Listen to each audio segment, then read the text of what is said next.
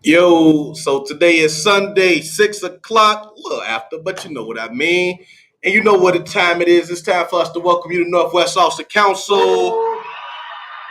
What's up, y'all? It's myself, DeAndre Ruder, Steve Robinson. And as we do from 6 to 8 every Sunday, we bring you news from the West Side. We had discussions and conversation from West Side people talking West Side things.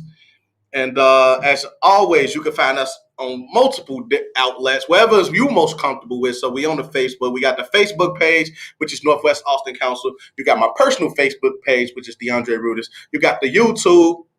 And then you have the Zoom if you want to check in on that. So multiple ways to interact with the show. Again, if you're watching on the YouTube or the Facebook, you're able to comment directly onto the stream as it's going, and I can read them, and I can see them, and I can post them, and others can read them, see them, and interact with you in that way as well. So as we usually start, I'd like to say, what's going on, Steve? Oh, today we got a pop-up going on downstairs at Northwest Austin Council, where there are a lot of people down there peddling their wares. You know, you have things that's for sale, such as lingerie to shirts, shoes, colognes, perfumes, food, all the above. As I said, it's a pop-up shop. It's probably pre-Sweetest Day for those that know what Sweetest Day is and been involved with Sweetest Day. Man, come on through and get your sweetie something, man. Get your significant other something, man. And if nothing else, come and get some food or something. 5730 West Division, the pop-up spot. How long is it going till? It's going to 7 o'clock. All right, so you got another hour to tap in, man. Black-owned business, black people doing black things in the black community. Let's support black. You feel me? Yeah, your facts. Black Planet. Y'all remember that? Y'all remember that chat called Black Planet? Yeah. It was pretty cool. I remember Black Planet. That was before the Twitters. That was before the Instagrams. That was right around the era of MySpace. So you got to be an OG. You got to have some of this going on in your beard if you know Black Planet for real. That's one of the OG moves. For sure. Yeah, but so what's the deal? So what we talk about today? Oh man, I think we're gonna have on the show Alan Evans, aka Tiny, from the Peacemakers Coalition. He wants to come on later on and talk about climate change. But for me, the climate's changing rapidly in Austin. The climate's changing rapidly on the west side. The climate's changing rapidly in the city of Chicago. Yeah. When I say climate, I'm talking the political climate. I'm talking the neighborhood climate. I'm talking the violence. And there's been a lot of that going on this summer. Actually, summer's been over for over a month now. Yeah. It's real ugly though. It's still, as long as we got a little temperature out there, man, it still be ugly. So that's a problem. But touched on this political thing you talk, man. We got a lot of changes coming up real soon. A lot of people are up for office, and it's time to start getting re-election. And a lot of officers are coming up, and it's time to start getting real serious about what we want, and being able to demand what we ultimately need in our communities, man. Like one of the biggest things that is, how would you say, a representation of our current climate is none other than the fact of this situation that just happened last Friday in Austin with this shootout. Now, as I'm listening to certain channels talk about it or reading certain pieces of news about the situation, it comes to me that, one of the reasons why things weren't persecuted or prosecuted further was because the individuals that were shooting at the home and the people that were shooting back at the home, defending the home, was considered mutual combatants. So nobody was charged. But the craziest thing about it, and I kind of get that part.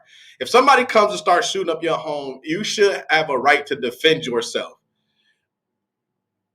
Are the guns involved legal or illegal? I don't know. That part wasn't told on the news. But the other part that is puzzling is the fact that the individuals that pulled up on the home and did the shooting, they arrived in 2 stolen vehicles. They were caught on camera shooting. One of the individuals, because there was 3 of them, one of the individuals that came with them actually died. They dumped him off in the street and they tried to speed off. So the one that was speeding off, he actually hit another car in the process, and he was ultimately caught that way. And a weapon, an AK-47, was actually confiscated in the vehicle. Now, whether it was used in this particular shooting, they said no, right? But that begs the question. It's like you got vehicles, you got pictures and videos, you got a crime that happened when he hit somebody. You have an AK-47. I don't know if it's registered, legal, illegal. I don't know, but it was found in this vehicle, and everybody at home. Come on, man. What are we doing, man? What are we doing? Who do we have in place that allows something like that to happen? I mean, I'm just saying, man, look, I'm not for my brothers being locked up, but god damn, G, like we come on. You just can't walk away scot-free for something like that. And you forgot. You stole some cars. You forgot there was a dead body. And a dead body. And I was reading the news about that. And there used to be a law, and it still may exist. And they had the ability to charge them with this if it did exist. The law that states that if you are in the act of a crime and somebody dies while you're committing that crime, you are eligible to take that body with you and get charged for that body. Now, again, that is a law that is on the books that could have been given as a charge to those individuals that were shooting at the home, and even that didn't get put on those guys, so to speak. So what are we doing? Like, we voted the individuals in there that's handling situations like that. So whose fault is it really that the violence is running rampant throughout our community? Is it our fault, one, for putting people in place that's not going to prosecute, or is it their fault for not prosecuting but doing what they ultimately said that they would do when they got in office, which is to be a little bit more lenient on things? Because that's what they're doing. So whose fault is it? Really, whose fault is it? Is it our fault or is it their fault? Well, when you say their, do you mean the system? Steve, I can't hear you. Oh, okay, I said when he says the word there, what does he mean? The system, the people on the block, the law enforcement agencies. Can you hear me? Yes. Hold on 1 second. There we go. Can you hear us? Can you hear us? Out there. Yes, great. There we go. Yeah, we were just talking about the situation that transpired on Friday, and DeAndre posed the question: Is it our fault or is it their fault? And I said, who made the parties when we say their, the system? I think you're saying the system, right? I mean, well, we was talking politically. So politically, well, yeah, right.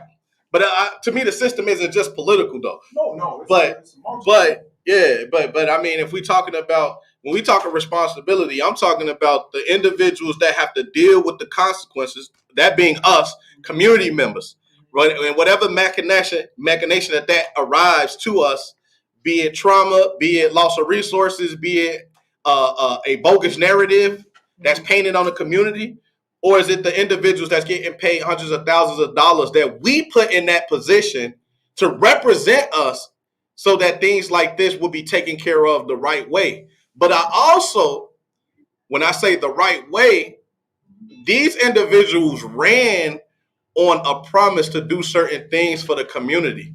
And technically, they are doing those things. They said they would be, and to dispel all confusion, I'm talking about our state's attorney's office, because they're the ones that ultimately chose not to prosecute, right? Based on mutual combat. And based on the fact that they had all of these other circumstances going on, stolen cars, AK-47, hit and run, or accident, have you? But none of that. And everybody is at home though. But when we put that individual in place, we wanted a more lenient Cook County, and that's what we have. So how can we be upset that we got what we wanted? So whose fault is it? That's what I'm asking. Is it our fault for putting that individual in place that ran on the notion that she would be a more lenient Cook County, right? Or is it her fault because when you have all of these circumstances, all of this evidence that says somebody got to get charged in some way, and they just walk away scot-free, right? Is that where we put the blame on them for doing something like that? And that's not the only case, because there's a lot of cases. I mean, Cook County has become a revolving door for gun cases. I thought at one point they told me Chicago was one of the toughest places to have a gun. It's clearly New York, because even Plaxico Berra shot himself in the leg, and he had to do hard time. And he shot himself in the leg. Football player, Plaxico Barris.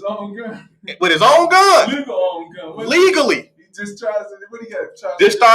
Discharged it in the club. And he went to jail for it. And most of us watching probably know somebody in the Cook County jail system that went through, and it was a turnstile for them. They got caught with a pistol and they came right back out the next day. So what we doing? Whose fault is it?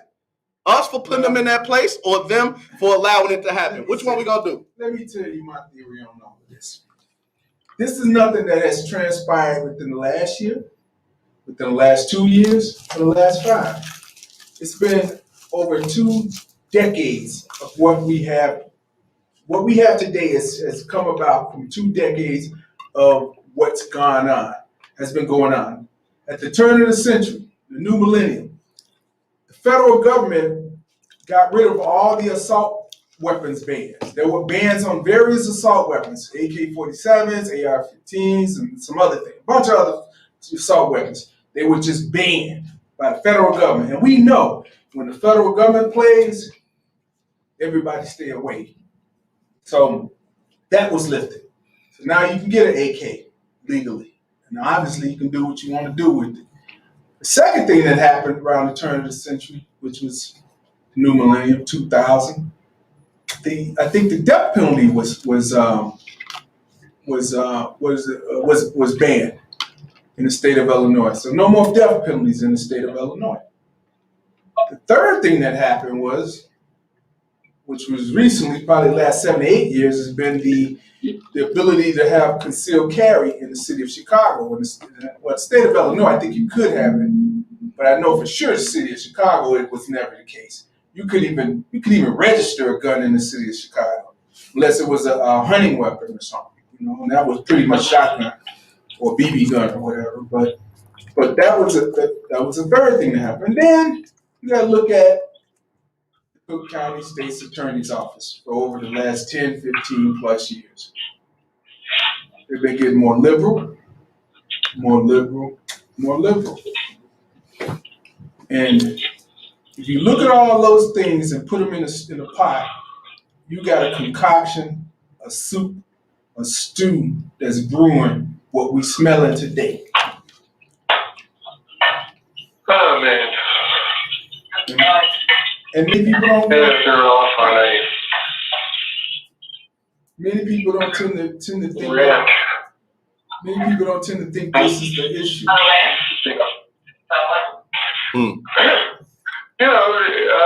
shooting, I mean, a terrible situation. Yeah, but it's a multitude of things. It's not a conversation. It's not just one thing, It's a multitude of things. And if you look at, like I said, all of those things, this is where we're at today.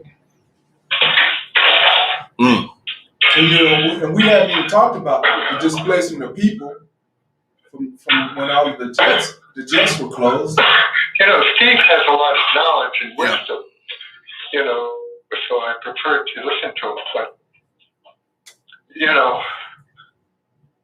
and he can certainly Let's see, Barry. What do you say, Barry?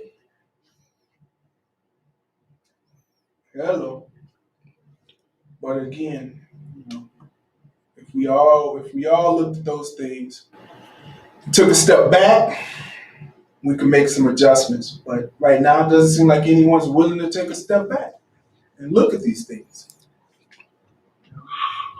Yeah. People say it's jobs. People say, oh, it's economics. It's I mean, let's go.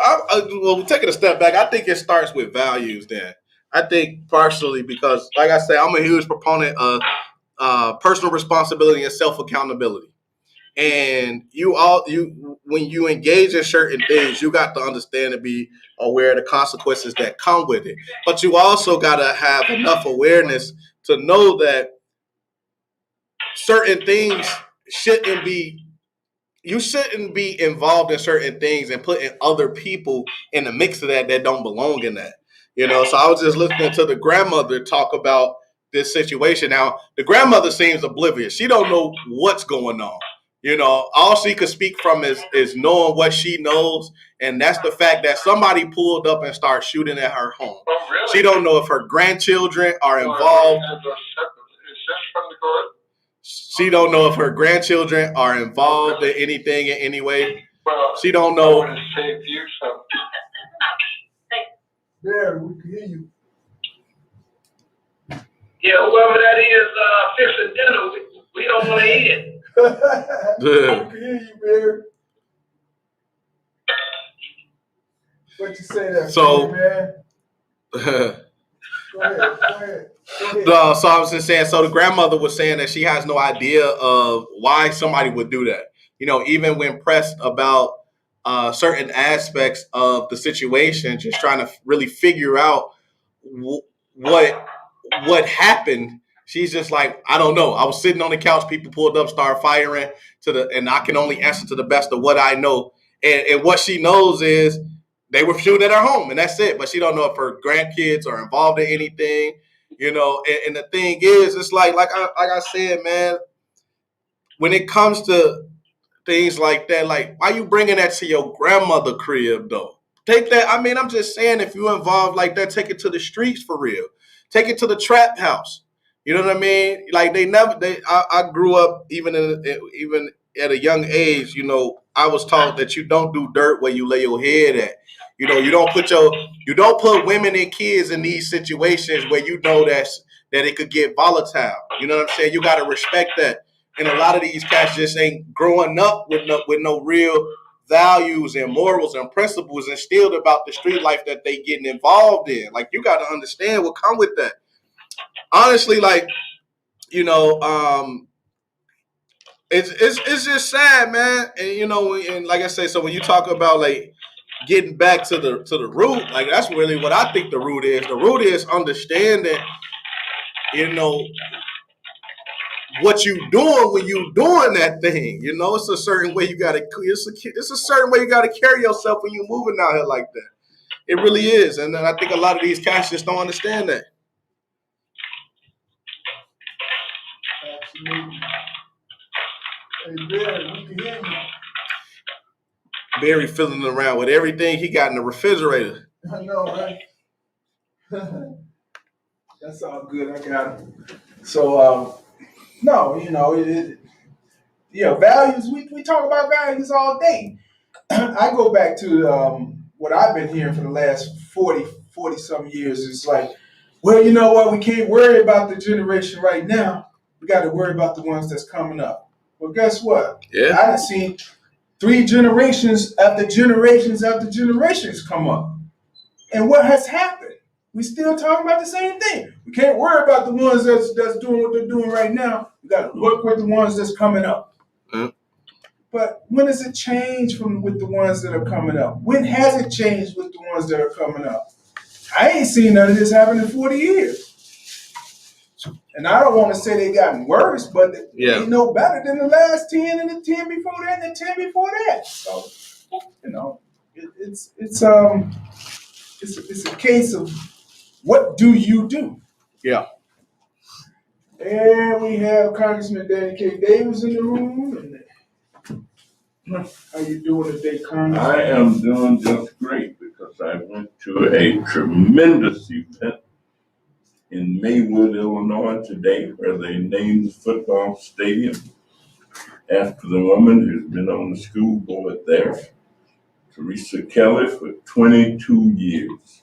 That's what's up. Giving of herself, and my God, they got a beautiful stadium. Really? They just finished. I told them, I said, look, I probably could make a touchdown if I had a chance to play in this stadium. Oh, it's gorgeous, beautiful.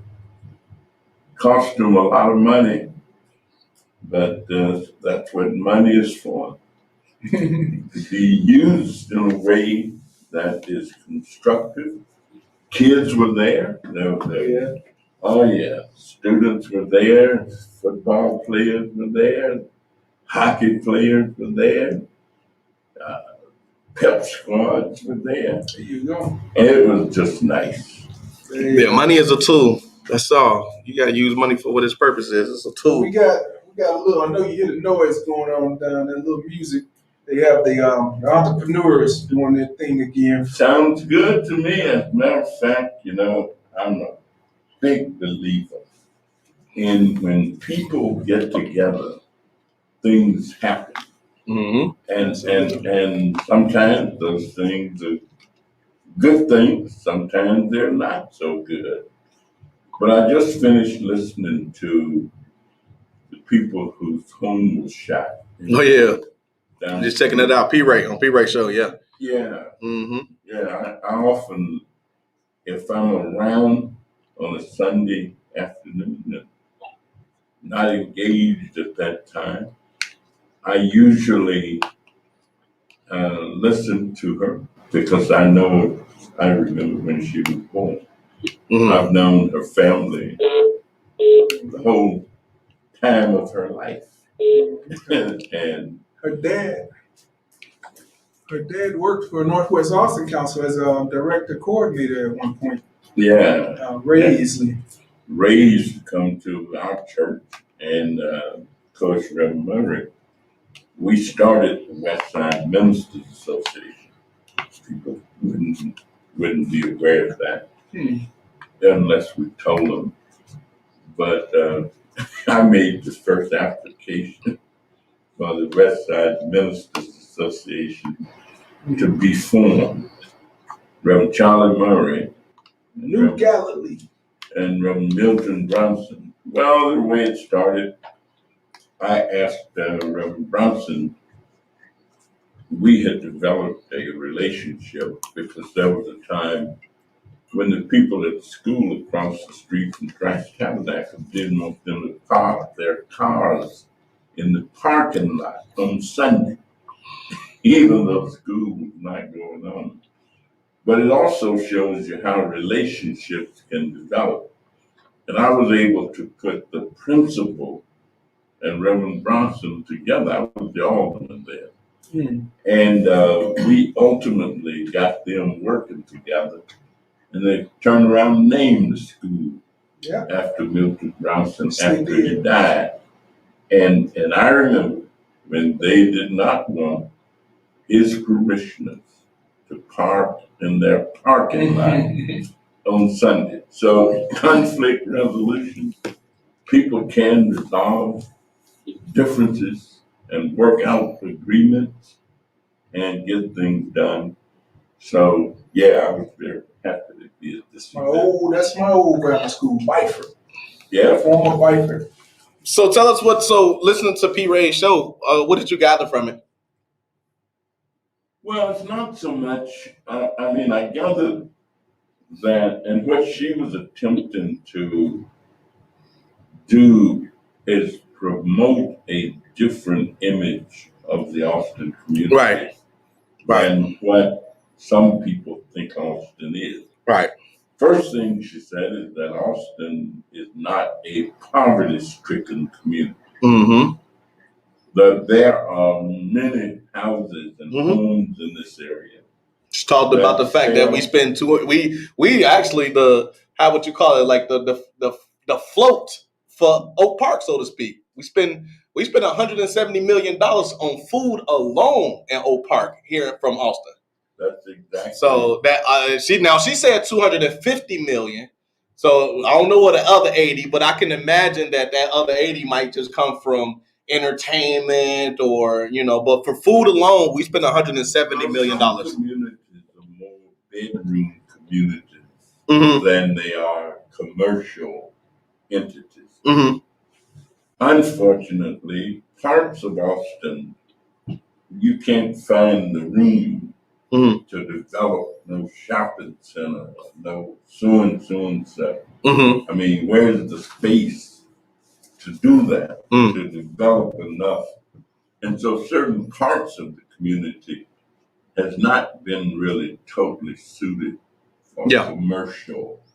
I'm saying people would love to have the commerce, but you got to be able to support it. I'm saying, if there's a business on Division Street, there got to be enough people coming to it to keep it running, keep it open, keep it going.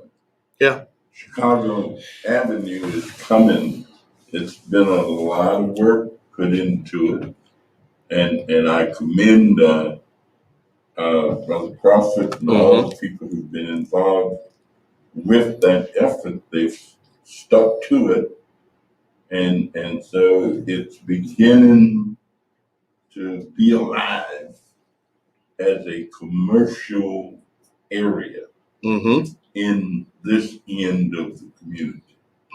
And there are going to be some other development that they've got going. They've got the attention of City Hall. They've got the attention of the mayor. And they know that things need to happen. I was down the street yesterday, a tremendous event down at the Corinthian Temple Church of God in Christ on Washington Boulevard. I want to say something. You brought up Malcolm Crawford. His mom passed away. I just got noticed that his mom passed away just recently. Really? Yes. It's his mother, not his stepmother, right? It just says his mom. So. Hey, Steve. Yes, indeed. Steve. I just wanted to let you know I just left the hospital. My father's brother, Joe, just passed away. Joe passed? Oh wow. That's Butch Campbell's son, Kenny. Really? Yeah. I'm sorry to hear that. My condolences, man. Yeah, I know your uncle. For sure. Yeah, I know you know, yeah, he just passed away. I'm on my way home from the hospital now. For sure. Yeah. Wow. Well, I mean, I don't want to. There was a housing. They were breaking ground for a new affordable housing building activity that they're going to. So they broke ground for an affordable housing project. Listen, this could be my ignorance, but what is affordable housing really?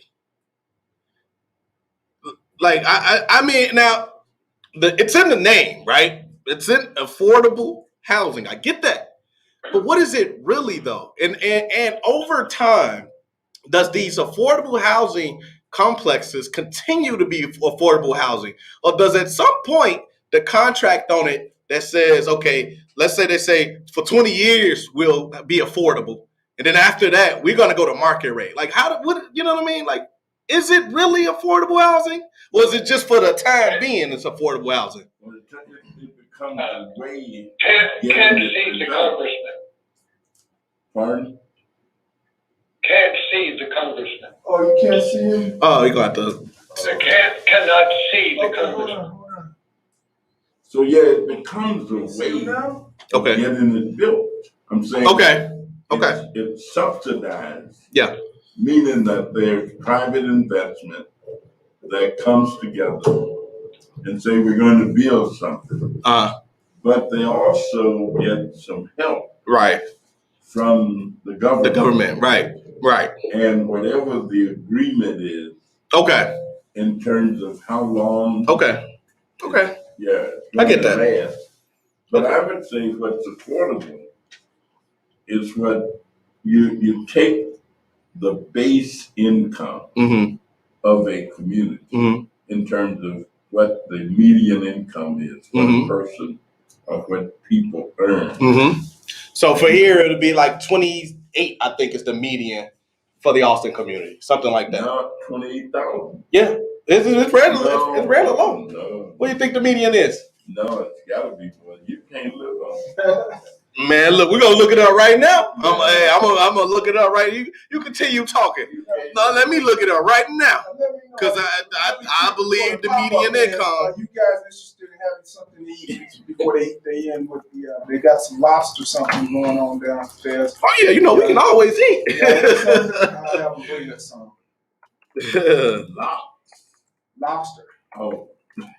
You said lobster. I said, but 28,000 is, let me tell you, that's hard. That would really mean that almost anybody in this community that have small children need to be getting their child tax credit. That's a fact. Because they are eligible for it. And it's fair. I was wrong. Now I said 28. It's 31.40. According to this, and this is Wikipedia, so sometimes, but according to this, it's $31,435 as opposed to it being $47,831 for the city of Chicago. So the median household income for the Austin community is $31,435. I don't know how you live on that.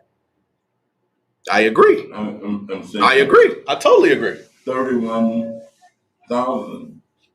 I mean, I'm amazed. And people don't want to talk about low income, or guaranteed income. And there are some experimentation that the city of Chicago is doing it actually. Yeah. I just saw that. That was, I was your speaker. So Andrew Yang ran on UBI, obviously, Universal Basic Income. And I thought that idea was something that we're going to have to essentially look at anyway, because with the rise of technology and the fact that you're going to be losing at least, 41% of the jobs we have now in the next 20 years, probably sooner, we may have to figure out how we're going to do this. Welcome, Northwest Austin Council. Who's speaking? Who's there? Hello. Something's going to have to give. And something definitely got to give. The people with money, for example, every time we meet with corporate America and lobbyists for corporate America and organizational heads of corporate America, when you talk about raising additional money and say that the main way to do it is to increase the corporate tax, income tax. And oh my goodness. I'm sure the pushback is everything goes silent. I'm saying the meeting almost stops. And every person in the room, except whoever laid the issue on the table, don't say a word at that moment. Because they are opposed to any increase in the corporate income tax. And that's one of, you got to raise, you got to get it from somewhere. So what is the highest tax? Where's the highest taxes at right now? Well, you know what I'm saying. It has been, but it's, we're trying to, at one point, it was up to 39%. Okay, right, yeah. Of course, I remember that. That got brought way down. So what, we're about 23? 21. 21? 21, okay. We're trying, that is, when I say we, people who support it, And I believe, see, the one thing is that everything has to be paid for. I'm saying, Yeah, everything got to be paid for. You gotta figure out how do you pay. Frederick Douglass laid it on the table. He said if he didn't know anything else, he did know one thing, and that in this world, you may not get everything that you pay for, but you're going to pay for everything that you get. Real now, talk. You don't pay one way. Yeah. You're going to pay another way. So if we don't provide the resources and the services, the SNAP money, the link card, if we don't do that, then people are going to be hungry and sick and have all kinds of other problems. And so we'll end up paying for that. So we may as well figure out how to pay on the front end so that we don't have to pay on the back end. That makes me think when they talk about, you got to suffer at some point in life, you're going to suffer from two pains, right? Either it's going to be the pain of discipline, which is essentially the front end, or pain of regret, right? Like weight loss and things like that.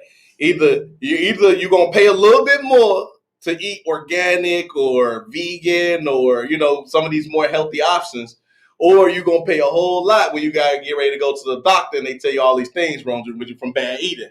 So you're going to pay for one, front end, back end. It's going to happen. Yeah, I'm with you. It's going to happen. You're going to pay. There's no way around it. You gotta decide.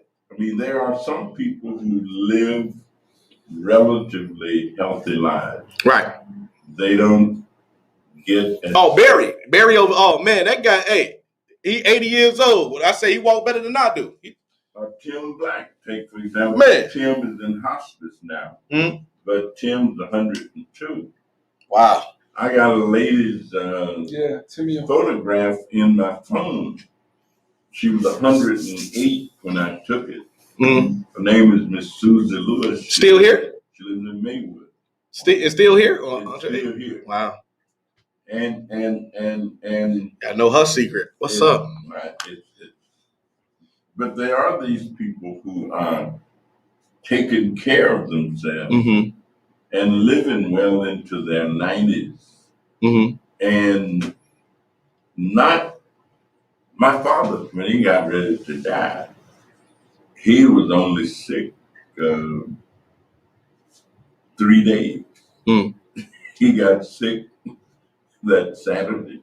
He was in D.C. at a function that I was at. My sister, who lives in Virginia, we was at her house, and she said, Dad ain't been feeling too well. I said, why don't you take him to the doctor?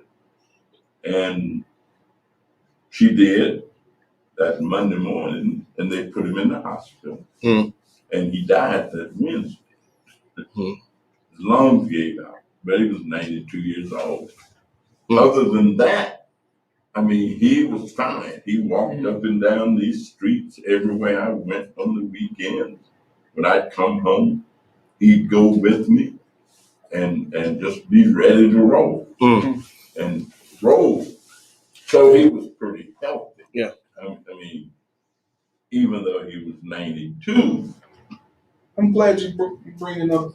Go ahead, continue. I'm sorry. No, that's all. No, I'm glad you're bringing up the people that are octogenarians and above, because there are quite a few on the West Side in Austin. I mean, we have Miss Lillian Drummond. I think she turned 100. Wednesday is her day. It's Wednesday, okay. That's right. There's a motorcade going by her house. Okay. Oh man, that's what's There up. are people gonna walk by her house, do whatever they can do to acknowledge Miss Lillian Drummond. And for those that don't know, 100 year. She's Lillian Drummond is what is she? The president?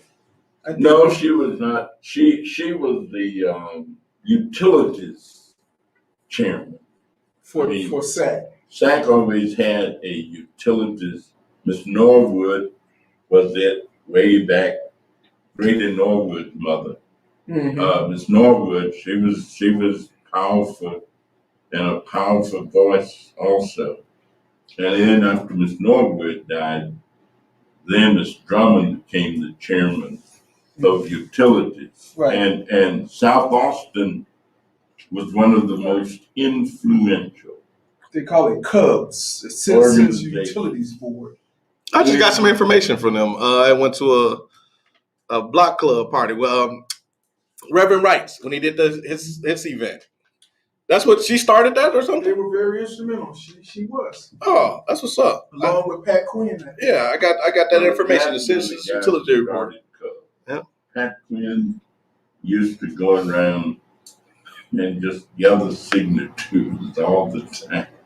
Pat was the signature man. And not only did he develop Cub, but he also changed the way we elect state representatives. There used to be a time when we would have 3 state reps. You'd have 2 Democrats and 1 Republican. Or if it was a Republican area, you'd have 2 Republicans and 1 Democrat. Really? That was, yeah. And Pat got signatures all over the state and got that system changed. And there are some, I guess what you call regular party type Democrats who've never really liked Pat for that reason. I'm saying Pat has been able to do what he's been able to do, but some Democrats didn't like Pat because of his activism. But like I said, we have quite a few people that are 80 years old plus in the area. We need to come up with a way to honor them, bless you, and acknowledge those individuals. I'm sure there's got to be over 10 that just on the west side or more. Well, that would be a great thing to do, because we could also talk about the effort to raise Social Security. I'm saying. Shit, that ain't gonna even exist in my lifetime. It's over with. Yeah. Social Security. The biggest stopper of poverty in America is Social Security. Just imagine what it would be like for our seniors if they didn't have a Social Security check coming every first of the month. I mean, it's the difference for them, many of them, between life and death. So, but Social Security, the average age that when it first was enacted, it was, what was it, 55, 65? 65. 65, when it first was enacted. Where is it now? It's still 65. It's still 65. Well, it's 62, and different. You can get SSI if you have a disability. Right. You're disabled in any kind of way. And there are millions of people in America, especially individuals who got caught up in the drug craze and who had offspring. Mental deficiencies and so forth. Many of them, their Social Security check is the only thing between them and Burr Oaks. What other cemetery? I'm saying, but how do you fund something like that when I get it? When we first instituted Social Security, people were living to like 70. So the government counted on, 5 years, that's cool. You got people living to 100 now, 80, 90. So that means for 25 years, the federal government will be having to send out those checks. So how do we fund that?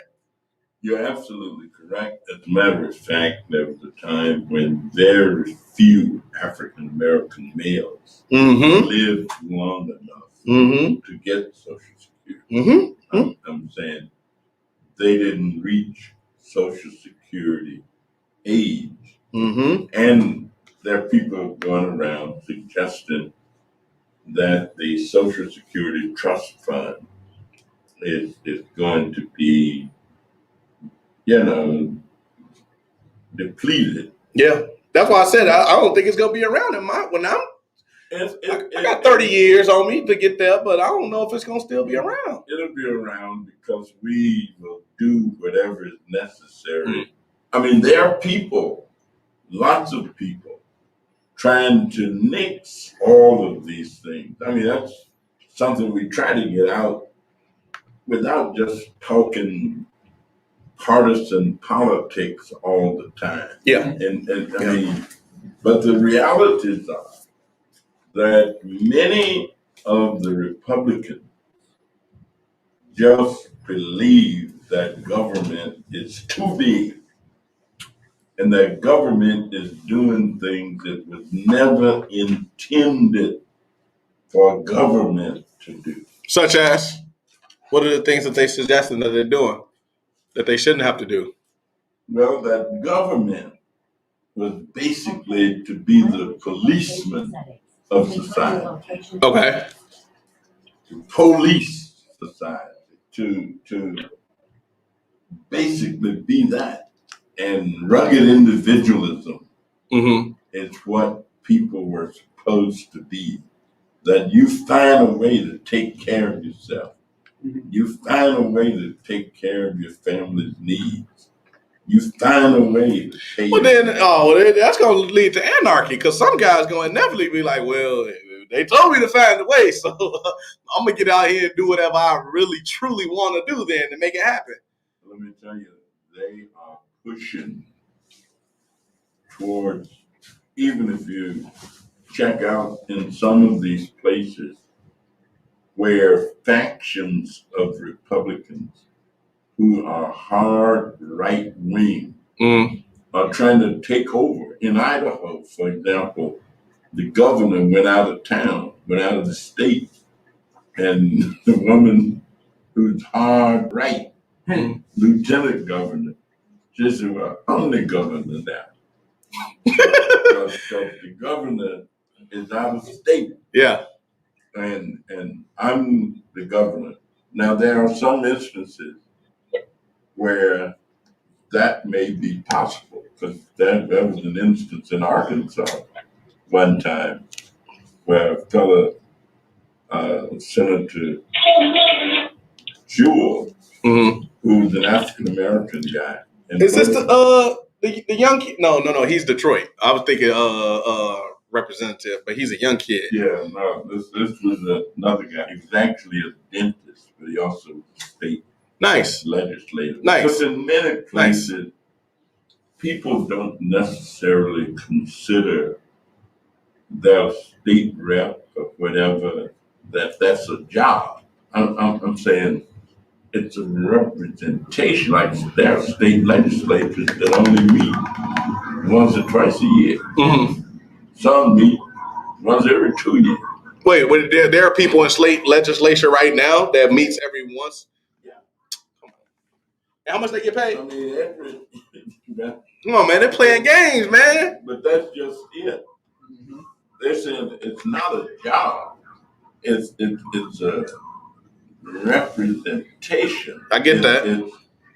It's I hear what they're saying. Enacting laws to meet situations and make things the way you want them to be, better or worse or whatever you want.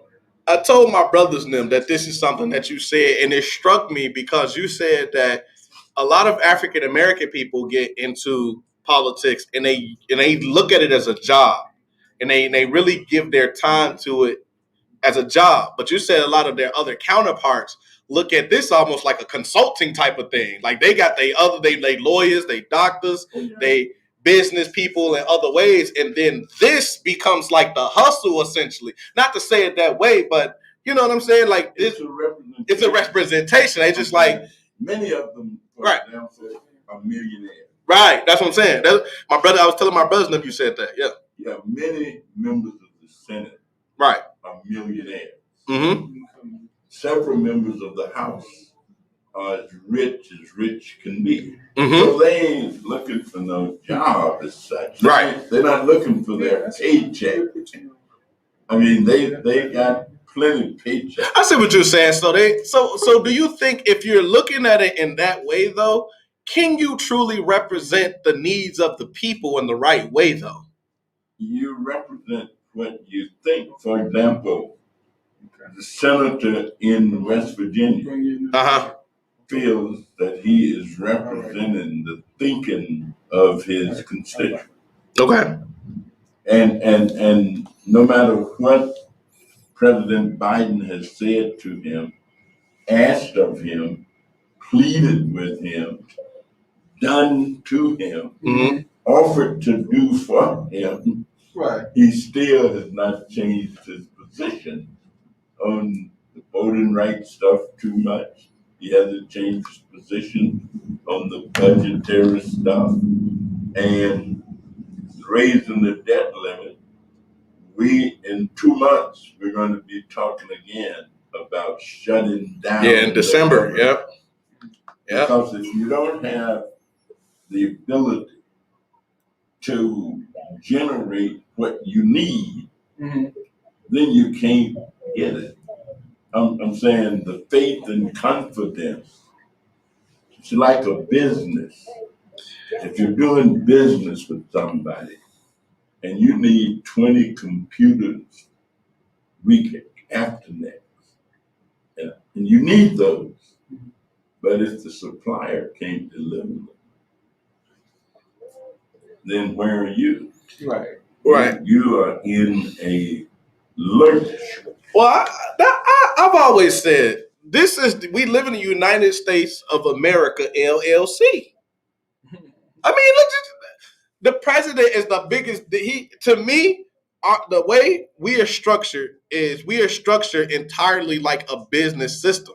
Like the whole thing, even government is business to me.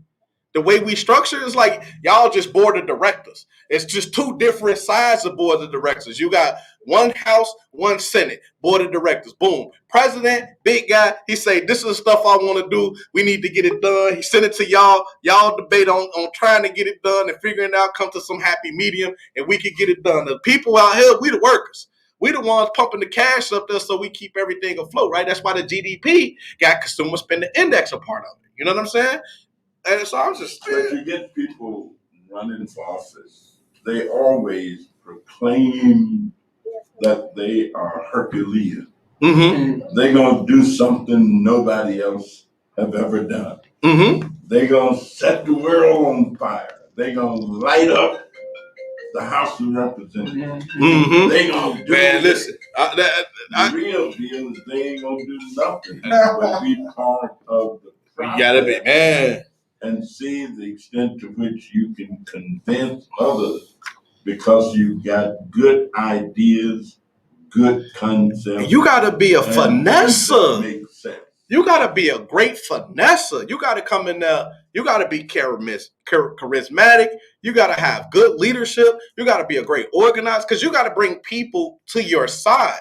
Like you can't even propose stuff without first going to get buy-in from the other people to say, "Hey, what you think about this?" And when I go out there and I tell them about this, I really want you to be behind me. Man, that's crazy. I know what time it is. I would imagine that there are some 1,000 bills that get introduced. In state legislatures as well as in the House of Representatives every year. But several thousand don't get passed. Several thousand don't necessarily. So to actually bring an idea all the way through from nowhere to becoming law requires, first of all, insight into recognizing a need and then convincing enough other people that this need does exist and here's an opportunity to do something about it. And sometimes you're able to do that. You know, like I said, if you got the moxie and you've hit on an idea whose time has come and you build up the support base, you get it done. Yeah, that was the and like I said, as I've been really, learning more after running, I really realized like that's everybody has very grand ideas before when that charge comes upon their life where they feel like they should be running for these positions and they start to get involved in it. It's not until you really truly take a step back do you realize like, man, that's a huge undertaking, and I really don't know as much as I think I know. Like you say, you come in, you just have ideas, you have thoughts, and you have a people that you really want to fire up because you're like, look, I can get this done. But in actuality, you probably can't. You don't even know if you can get it done because the work is really coming to the table and trying to get other people to get behind what you want to get done. And typically those same people that show up the first time don't show up again. So you also have to take a three area athletic person. Say you got a guy in high school who plays football, plays basketball, and runs track. And he's the star. Yeah. But when he gets to the university and go out on the field, you got 40 stars. You got 50 stars. Everybody was a star. Everybody, yeah. Where they came from. Yeah. Now this gets weeded out and filled down. And who stays the course? Like many people actually get elected to public office and do one stint and decide to say what they thought it was, yeah, for sure. Therefore, they leave. Yeah. I mean, it's different, and people think that people are job hunting. Well, there are some people who are job hunting. Setting up the resume. They run for office. Yeah, for sure. Try to get the resume together. But then there are others who are running for office not because they're looking for a job. They're looking for an opportunity to do something that may be meaningful enough to change some things that are going on. Yeah. And of course, you sort out those two different types. Yeah. Those, I must confess that I was never looking for a job when I ran for office. When I ran for office, I wasn't looking for a job. I had earned $22,000 more the year before than I was going to earn being in office. Right. I didn't tell my wife. I didn't reveal. There you go. That I'm gonna take a $22,000 a year cutting pay. You need another. You have to have another kind of vote then. Yeah, but I'm saying people make all kind like it's to hear this big argument, and it is an argument about what took place on Mason. Oh yeah. And what the outcome of that becomes, and how much that taints a neighborhood and taints a community. I know people who say they're scared to come over here or come to this area. Well, those of us who live here and have always lived here and gonna live here ain't got no choice but to live because we sink everything that we can generate into being, and it's home. Right. I always remember Tobacco Road, that no matter whatever it is home, and it's left up to us to make it the kind of home that we want it to be. And that's what community-involved people are doing. That's what activists are doing. That's what those who come outside of their home, away from their one block, that's what they are doing. Is it easy? If it was easy, it would have already been done. That's right. It ain't easy at all. Yeah, if it was easy, somebody else would have been able to get it done before now. So no, it's never easy. Nobody never promised you a rose garden, but you gotta do it anyway. No, nobody never promised you a rose garden. It's tough, but it's necessary.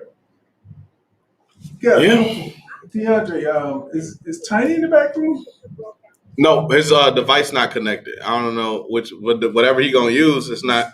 He said he's gonna come into the stream. Yeah, he in the back. He in the back, but he's not connected. Okay. Yeah, Tiny wanted to talk about climate change today. But yeah, if he adds his, he gotta tell him to back out and then come back in. Well, I'll have him back out and come back in, Tiny. Yeah, I noticed Dr. Connors was saying 62-year-olds for reduced benefits for Social Security monthly benefits. She say 66 for full benefit. 66. These are the things that are going on for Social Security. Let me tell you, Social Security is a wonderful thing. It is a wonderful, wonderful, wonderful thing. And if I talk politics, I'd have to say it was the Democrats who initiated it. It wasn't the other group. It was the Democrats who initiated it. So I hear you. Democrats certainly aren't perfect. You wanted to talk about the no entities are perfect. Not at all. But we're striving for perfection. Okay. We did. So I wanted to ask. So one of the things that I caught while I was watching P. Ray's show as well is that the grandmother was saying that she doesn't really, and it could be just the 25th district, because the 25th district, as we know, has had a poor reputation when it comes to dealing with African Americans and people of color. And she was just saying that she really doesn't like dealing with, I don't know if it was officers or if it's just the 25th district. But regardless, that's not something that, and I mean, and officers in general, it's just not something that us as African Americans truly like to deal with for various reasons, obviously. But the question, how do we get past something? Like, how do we start to build better relationships with a police force that historically has not really had our best intentions in mind? I think we have to criticize them when it's appropriate and necessary. I've been a critic of the police ever since I've been publicly engaged and publicly in terms of some of the actions. But I've also been very supportive and protective in some instances of law enforcement. And yet I know that not just law enforcement, local police, but individuals who are state policemen, people who work as security people who are prison guards, people who are just even the security in Washington in the House and so forth. I mean, there are some people you don't, like, we have to go through a metal detector when we go to vote. And there are some officers, when you go through the thing and something goes off, they kind of act like it's a big deal, even though they know you're a member of Congress. Y'all could be strapped anyway, though, right? They know, I'm telling you, what happens when we go to vote. To get in the place to vote, you got to go through a metal detector. And of course, if you got your telephone or whatever else, or some keys in your pocket or whatever, they will go off. and then you got to be swept with the thing. Right. Yeah. And some officers sweep you a certain way, others sweep another way. Like it's, hey, I gotta really check you out. And you know, they say you the one that be holding. Yeah. and you'd rather go through where the officer is acting kind of friendly. Hey, Congressman, how you doing? So, hey, what's going on? Yeah, you ain't got to get into no heavy interaction, but just enough stuff. Well, you feel different. Yeah. And interacting. I used to work with a police commander who was the head of our organization. We used to have an organization called Operation Bootstrap. And we worked with the Vice Lords, the Roman Saints, the Egyptian cultists. We were in the North Londale area. I bet Tiny know about that. Oh, he does. Tiny knows all about that. Mr. Alan Evans knows about what was going on in North Londale.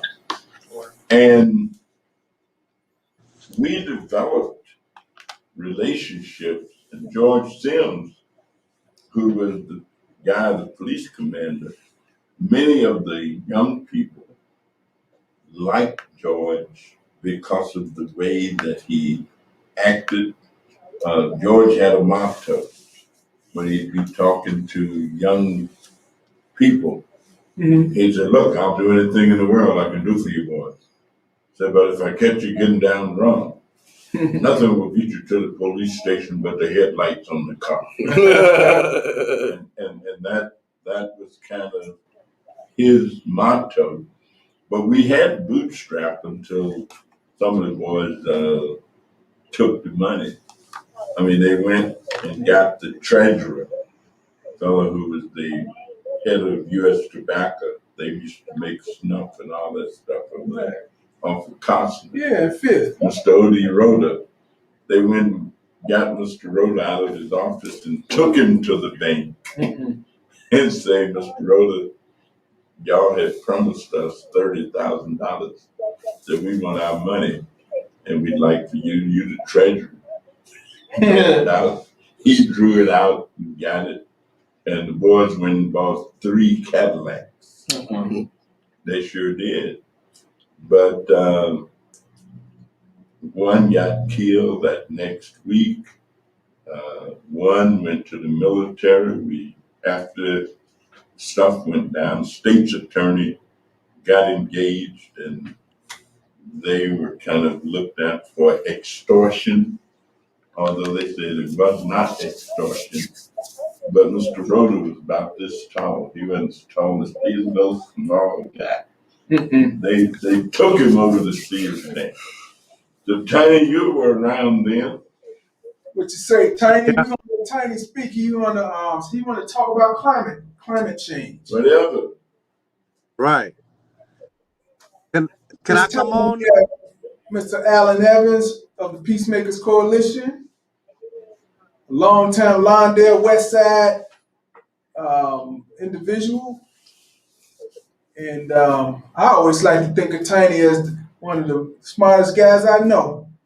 Graduated from Dartmouth University back in the days when black people couldn't even go to school. Can we hear him? Is he? Go ahead, Tiny. Okay, I can be heard now? We can hear you, definitely. All right, great. Okay, well, I'd just like to say hello, everybody. And I am really concerned about climate change. And what can we do as little people about climate change? So I did a little research and I came up with 4 things that we could work on. Number 1, we can, ozone, that's the layer above us. It's like water's H2O, the ozone is H3O. And different things affect the ozone layer. Number 1 thing that affects ozone layer is cow. Cow farts create methane gas. Yep. Okay, and methane gas destroys the ozone level. Cow farts are worse than car exhaust, Yep. messing up the ozone level. We Yep. have to stop eating beef. Okay, we got to go. Number two, we have to go to a plant-based diet. Okay, we have to stop eating meat. We need to start growing gardens in our backyards. Now, out in Inglewood, they'll come and set up gardens for you in your backyard free. Give you seeds, give you a planter, and you can grow your own food. It's the kind of thing we got to start doing. Another thing we have to do is stop being so wasteful. Garbage dumps create methane gas. Again, it destroys our ocean. So these are kind of things that we can do as individuals that will help the planet. When I Right. talk about plant-based diet, we should have a cookbook with plant-based meals in it. Black people, we are great cooks. I think that if anybody can save the planet, it's us. Let me just say this kind of like a digression. I when I was going to college, a white professor told me that that the black race was a man-made race, not like the other races who were God-made. I really got upset about that. And then he started telling me about breeding farms, of how they took us and bred us to be great workers, to have great strength. Jimmy the Greek brought this out years ago. He was a famous sports Mm-hmm. bettor. When he came out and told about how black people were created to be stronger and better athletically, you didn't hear anything else about Jimmy the Greek. Yeah, they banned him from They, right, you hear nothing about him. the So commentator. yeah. So when we think about breeding farms, we think about how they bred us in strength, but they also bred our minds too. We have superior minds. All of the great inventions that America created by black people. We have great problem solving skills. And just look at the history of what we've done. We don't know it. We don't know who we are. We are super people. And I think we're the only people can say something with climate change. I was thinking there was the inventor of the gas mask. I think it was a black, Yeah, but he didn't want to promote it because he was afraid that if he promoted it, no one would take it on. So he had a white guy promote it for him as the inventor. Who was that? that's what. I'll tell you in a minute. Hey, so Tiny. So Yeah, one of the comments reads, he say black folks don't need to worry about this. Why do you think that we do? because we're on the planet too, and what happens to the rest of the planet happens to us. We're Planet part of it. will go up. Right, right. I think that I think Tiny is absolutely correct. Garrett Morgan was the inventor of the gas mask. Well, I was at a Soul Vegetarian restaurant yesterday. That was my Soleil Soul Vegetarian restaurant, on Chicago Avenue. 75th in Indiana. Ah, okay. And of course, they have That'd be one in Tel Aviv, Israel. I've been to that one too.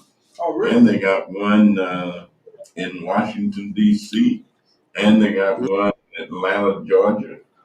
And much of the conversation, even in healthcare right now, much of the conversation is about lifestyle. Yeah. And there are many people who take the position that if you want to change health status, lifestyle is a big determinant. Right. Absolutely. No Absolutely. matter what the doctors Absolutely. do, no matter what the doctors say, God you can go to change the doctor minds. every day and smoke 6 packs of cigarettes, and you're probably gonna have lung cancer. Right. I'm sad. And take all the pills that they're gonna give you too. And if you eat all the stuff that people tell you generates too much fat and too much mass.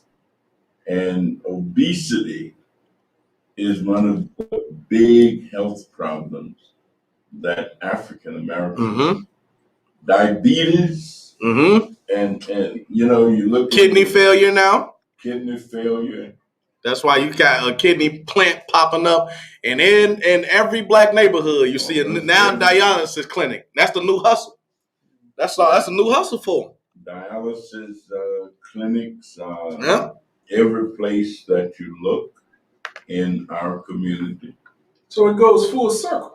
Well, I admit food deserts, and I agree that our country has been racist. Our country has denied African Americans basic rights and privileges, and all of those things have gone on. And we have to attack as many of these things as we can at the same time. I can go vegetarian, I still need to vote. Just because I eat plant-based food, that does not mean that I don't need to be registered to vote. Right.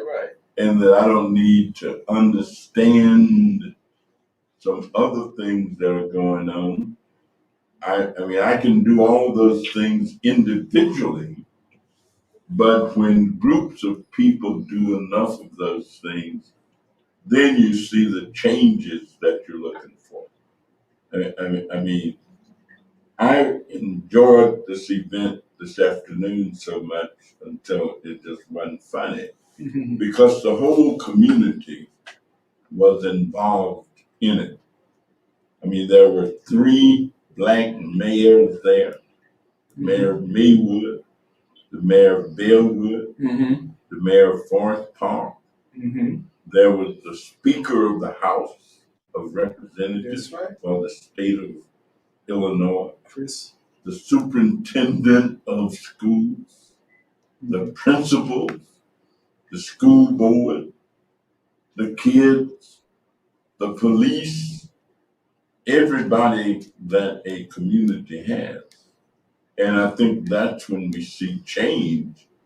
It's when we all are working together for something and on something. And if we do that, then we see the changes that we're talking about. If you can eat turnip greens every day in the week with hot water cornbread. But, you also need to organize a block club too. I'm saying. Oh yeah. You need to do a number of things, and we can do them because they're just doable. So yeah, we start out behind. Right. That's why it's so important that early childhood education be made available to every child. Every child, called universal. Every child ought to be able to experience that. If they need what is being provided and subsidized, fine. If they don't need it, it's still available.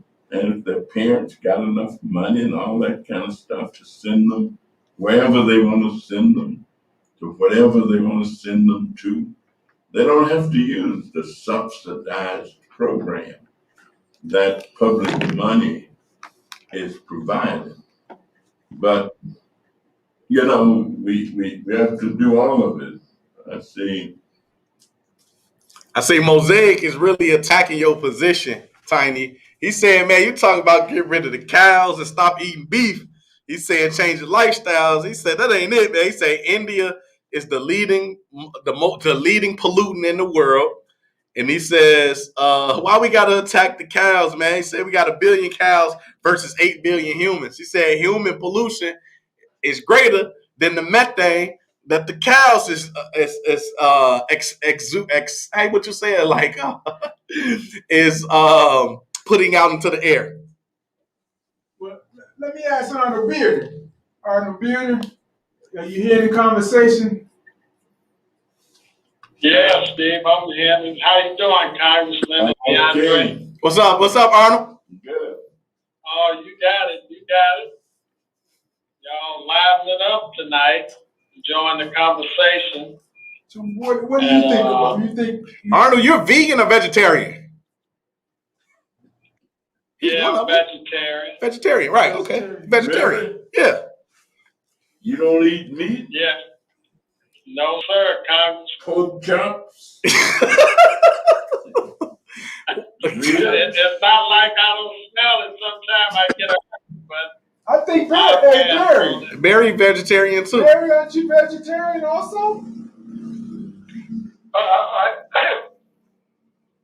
I had been a vegetarian. Is it pescatarian now? You're one of them. So Earl, you live right there next door to Uncle Remus and don't eat meat. You're making a big well, the sacrifice. holidays, I'll splurge on potato salad, macaroni, and all that, but no meat. So what led you to stop eating meat? What was the decision? Well, I really wasn't into a whole lot. But number one, it took time for it to get ready or prepared to eat it. You know, when I come in from doing lines or working on the railroad, I was ready to eat. I hear that. I get and if that. it wasn't ready, I went to the next option, you know. So I found that to be, you know, easily to fix and prepare. So I just went on and ate at that point. Okay. I get that. Yeah. And I got to eat when I go home. I've been out all day. We're trying to get you some of that. Oh, they already wrapped up down there? Yeah, I was trying to get some. Yeah, they wrapped up about 20 minutes ago. Some of that lobster that they got going on at the pop-up downstairs. But so, Tiny, are you vegetarian or vegan? No, but I have been. You know, I was vegetarian for about 7 years one time. Okay. You know, and then that started back eating meat. But I'm cutting back. I'm sorry. Go ahead. Yeah. So I'm cutting back now. I haven't stopped, but I'm cutting back on my meat. Yeah, and listen, I think I'm with you. We, as long as we do things in moderation, we will be okay. The thing is, we consume way too much. You know, that's the obesity issue in the U.S. stems from overconsumption. How do you do that? You've been accustomed to eating. I saw some people this morning. It was just nice to see them because it was a family. And they were eating pancakes, and they all had pancakes and eggs, and just having a wonderful time. So much and so until when I left the restaurant, I said to the gentleman who was in the group, I said, I really enjoyed watching you and your family have such a good time having breakfast. And so we chatted. He said, but how do you stop people from eating? I see people who really do eat a lot. Especially at some of these places where you kind of get your own and help yourself. Well, I'm sure if it was a vegetarian diet or vegetable diet, I don't think there's a limit to that, is it? Well, see, I think it's about how you it's the moderation effect, right? For instance, if I go out with my lady, we could get 2 separate meals, or we could just order one meal and split what we eat.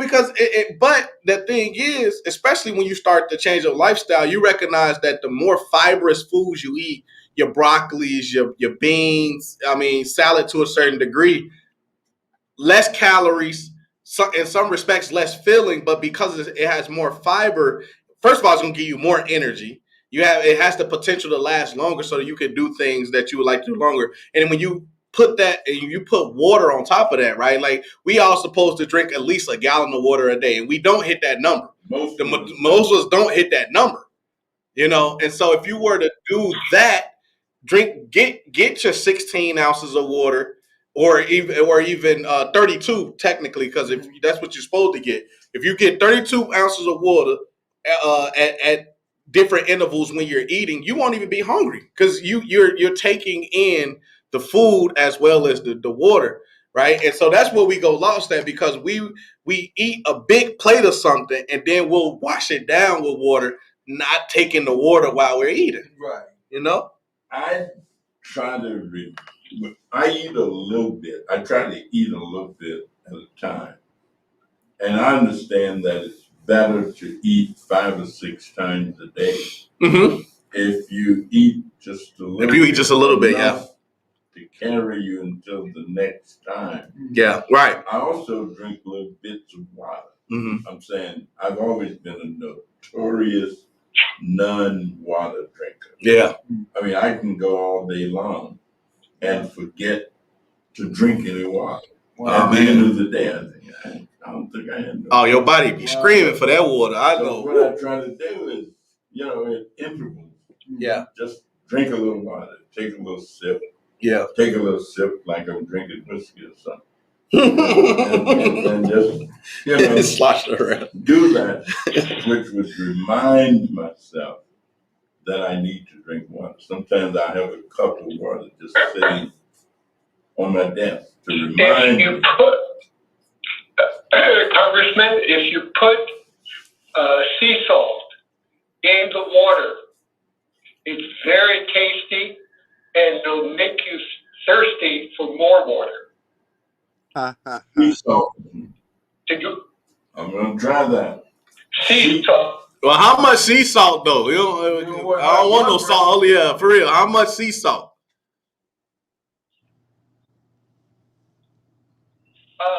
Do it to taste. Nah. See what works for. No, I hear where you're going, brother. But I guess everything. But it can increase your thirst for water. Yeah, everything. Put a shot of bourbon in there too. Yeah, for real. Has some risk. I'm gonna throw a little lemon and some cucumber in mine. Are just fortunate and blessed and lucky. I went to Reverend Jesse Jackson's birthday celebration yesterday at Push. Mm-hmm. And of course, 80 years old. 80 years old. And unfortunately is having some health challenges right now. And, everybody go through whatever they go through with the health. Mm-hmm. But health is so vital, so necessary. I mean, if you don't feel good, you can have everything else going for you in the world, but you don't feel good. Yeah. And you got all the money you want. And money can't buy wealth. You want to drive. Yeah. Money don't buy wealth. Ask Steve Jobs. But you don't feel good. Mm-hmm. Then something is missing. Well, one of the best things about changing to a healthier lifestyle is feeling good. Yeah. Including posture.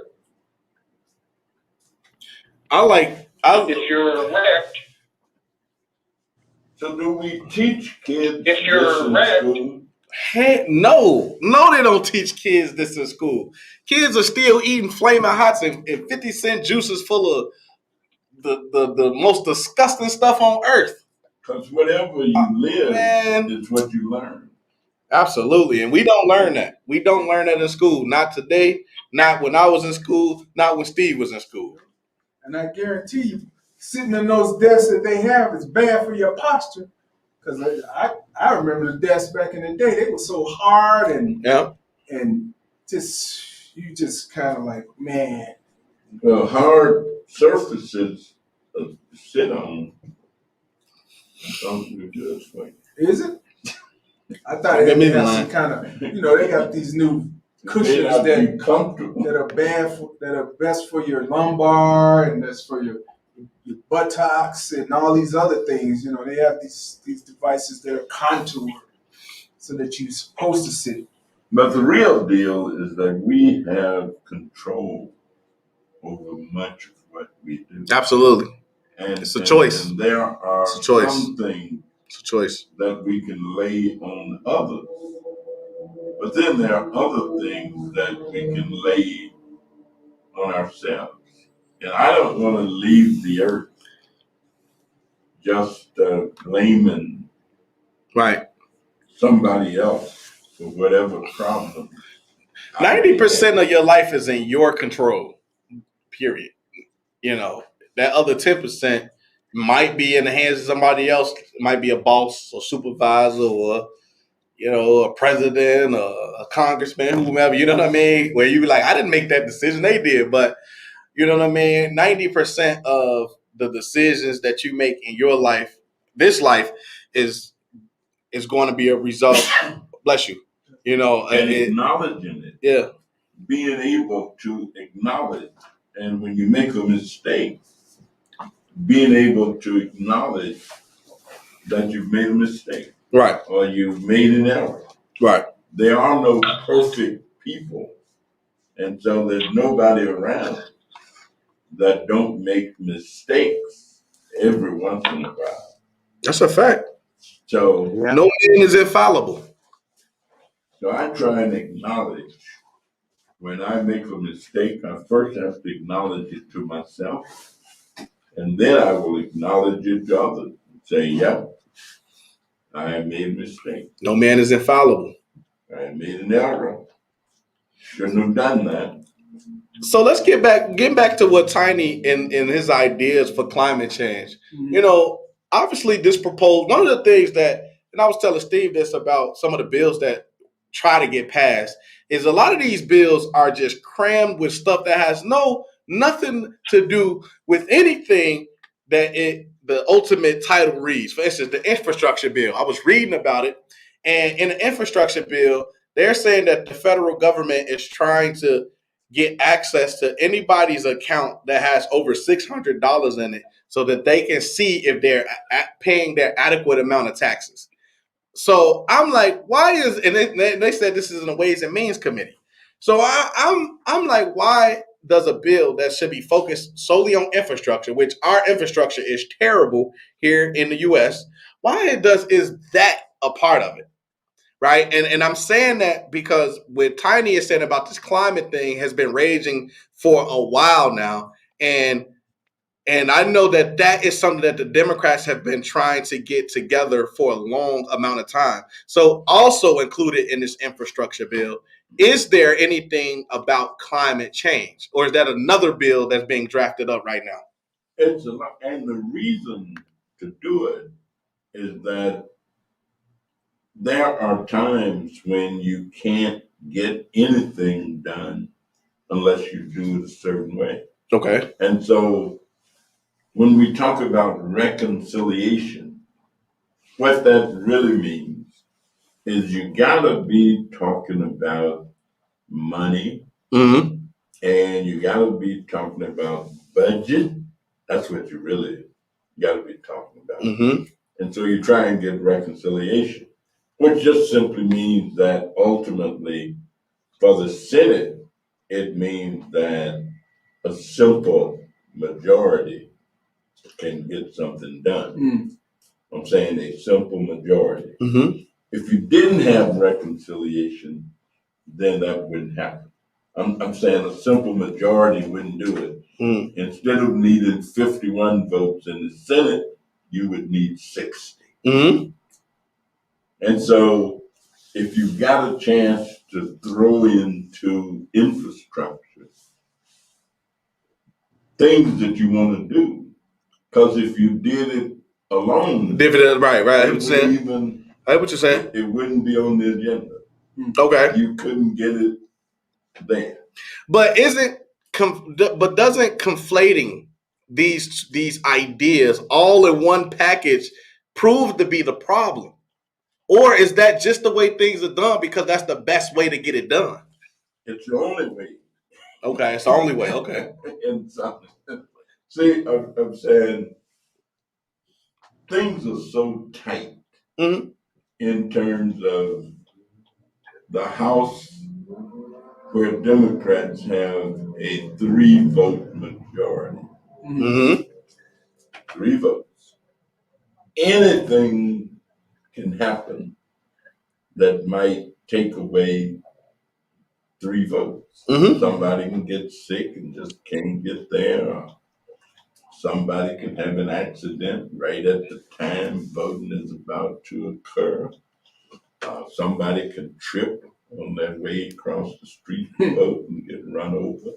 I'm saying A very slim margin it's a very slim margin. for error. And in the Senate, there's no margin. You got to have all 50 of 50, the Democrats to agree, because you cannot get a Republican. There's no Republican that's going to run the risk of voting for a Democratic move and all the rest of his or her colleagues are voting against it. Right. That's why I was say they're actually not voting. They vote. They're voting. For the block. Right. They just don't want to seem to be a dissenter They ain't from gonna the be. yeah. Oh, okay. Not And all I'm saying it. every once in a while. It's like a quarterback. Okay. There are a whole bunch of quarterbacks that's gonna get from behind the line. Mm-hmm. I hear you. Right. Right. That happens every so often. It ain't too often though. Yeah, every once in a Yeah. while. Right.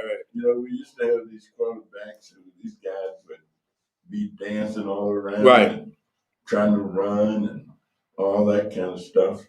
Most quarterbacks stay in the pocket so that you can be protected. Mm-hmm. Most legislators in places that are highly organized stay in the pocket. Mm-hmm. I'm saying you're not going to be the one Democrat or the 2 Democrats. I'm saying you'd be ostracized by your own. Right. By the guys. It's the gang. And it's a gang, man. You guys are a gang, man. Even in the Bible, that any man that will not support his own house is worse than an infidel. And there are a lot of people who interpret that.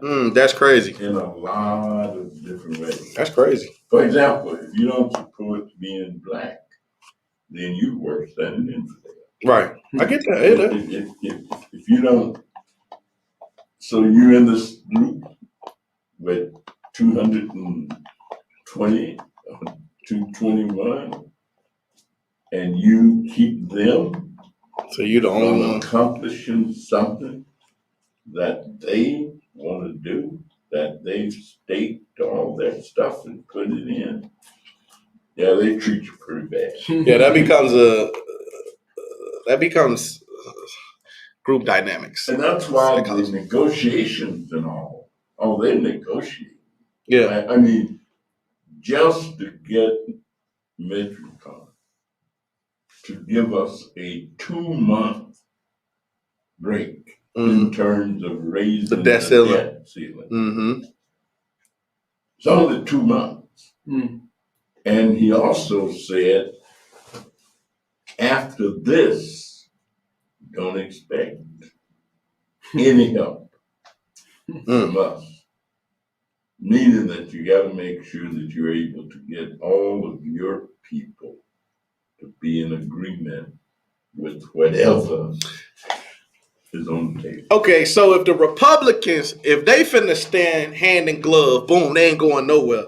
So what's the difficulty for the Democrats to do the same? Or is it because there's so many different Democrats now? Well, would you want to wear the jacket of shutting down the government? When you shut down the government, all the people that depend on government, unemployment, they don't get paid. The checks don't come that week. Anything else, the deals that people are trying to make and agreements, that don't get done because the people working on them are laid off. And so shutting down the government, I mean, that's a big weapon. And sometimes governments will decide, but what the different parties be trying to decide is who gets hurt the most if that happens. Do the people blame the Democrats? Right. They'll blame the president because the president is the biggest target that there is. I'm saying no matter what else, the big target is the president, although the president cannot make all these different decisions alone. Yeah. He has to certify, for all practical purposes, what the members of the House and the Senate agreed to. Yeah. Now that's the president. I think this is why, as a younger person, and there's a lot of other young people similar to myself, why we've abandoned this idea of a two-party system. What you just said, is too toxic. That's a toxic environment to work in, to try to get some things passed and accomplished for people that really need them. And then you're asking people to put their allegiance in one place or another, and outside looking in doesn't seem like anybody has the best interest of the people at mind outside of trying to protect their own ego. And then the people will suffer. Right. It's crazy. It sounds crazy. We could have a dictatorship. Man. I mean, we go Communist Party and be like China and stuff like that. That's crazy. Tried to do. Yeah. Trump tried to establish a dictatorship and say, do as I say, that we are above the rules, we are above the law. And they just catching them every day. I'm saying every day. They are unveiling stuff that Trump did and was trying to do. That's just unbelievable. That is just totally off the chart. And how anybody could say that they support that is a rational approach to trying to run a government or a country is totally beyond me. Yeah. Now you got other alternatives too. They just take over. Some countries, the military takes over. They still do that. Yeah, military coup. Yeah. They pull a coup. In other countries, anybody who dissent, they just find a way to get rid of you. Right. I mean, they shoot you. You do it in Russia a lot. They put you in prison. They do things to your family. Democracy does work if we make it work. I'm saying it's going to work. We're going to end up with some agreement. Right, for sure. Now, we always come to an agreement. Yeah. Be less than what people like myself would want. I'm saying, right. My community needs everything. Right, So I don't have a problem investing in the development and the redevelopment. And so you'd probably call me a tax and spend liberal. But I don't call it tax and spend, I call it investing. If we invest in children and give them the kind of education and opportunities they need, when they get grown, there won't be as many of them. That's going to be dependent. Program. Right, exactly. There won't be as many of them who need to go to county hospital. Right. There won't be as many of them unemployed. There won't be as many of them killing each other and shooting up every place and everything. And so I call that investing. There wouldn't be as many parents who don't really know how to deal with their children. Yeah. So going back to this climate idea, though, is that a part of the bill, the infrastructure bill? It is? Definitely. It is? There's a whole bunch of, all of the the stuff when we're talking about using alternative energy sources. Mm-hmm. I mean, that's dealing with climate change. Mm-hmm. I mean, you look at what the weather has been today and yesterday and some Beautiful. of the days. Beautiful. But you don't generally see this In October.